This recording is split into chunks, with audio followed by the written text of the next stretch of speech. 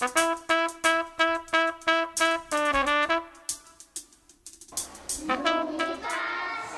pasukan, ilan nga ba sa atin ang nakakaalala sa mga magulang na naggoyo ng mga pre-need company na nabangkarote?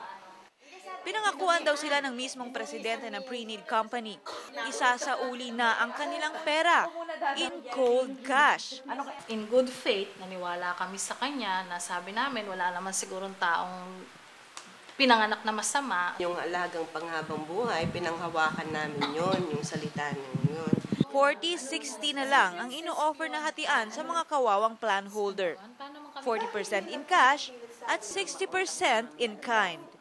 Ang in-kind na kapalit na pinaghirapan nilang pera ay katumbas na ngayon ng chocolate drinks, slimming tea at memorial plans.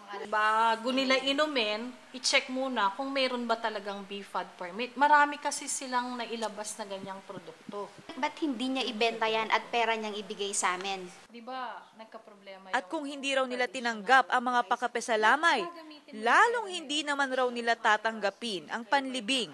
Ito sa Payatas, sa tambakan ng And we're from Pampanga. Ililibing kami sa Payatas. 62 anyos na si Nanay Luz, pero nasa palengke pa rin siya, nagbebenta ng dalag. Worth 200,000 sana yung perang inaasahan ni Nanay Luz para sa pampapagamot ng kanyang anak na may hydrocephalus at ng kanyang asawa na may Parkinson's disease. Pero ngayon, dahil sa nangyari, kahit pang wheelchair lang, wala silang makuhang pambili. Si Nanay Luz mismo, may bara sa puso, pero wala na raw sasakit pa sa nawalang pensyon na dapat makukuha na niya sa susunod na taon. Yung mga taong nag-iirap, nag-ipon para makuha kailangan ibigay nila dahil hindi naman kanila sa amin yung pera eh. Kung nagkataon kayang manok, isda o gulay ang ipambayad sa mga pre-need companies, papayag kaya sila? Kaya ang mga tindera dito hindi raw makakapayag na kape o tsaa lang ang ipambabayad sa perang pinaghirapan nila. Maawa naman po kayo, Atty. Vasquez. Ibalik nyo ang aming pera. Kung may puso kayo, tao rin kayo. Pinaghirapan po namin talaga yun. Pinaghirapan talaga. Kasi pinangutang lang para makabayad. Pati si Ate Letty, ang mismong ahente ng permanent plan sa palengke, ganun din ang sinapit. Mas mabuti pa nga murahin ako ng mga tao rito, saktan ako. Pero hindi ang nangyari. Nagtatanong sila, paano na kami? Naloko namin kayo! Ha, ha, ha, ha.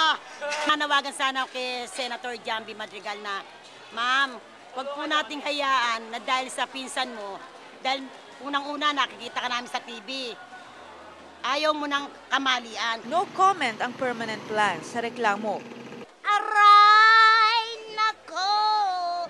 Oh! Habang paalis na kami sa palengke, isang baliw ang umeksena.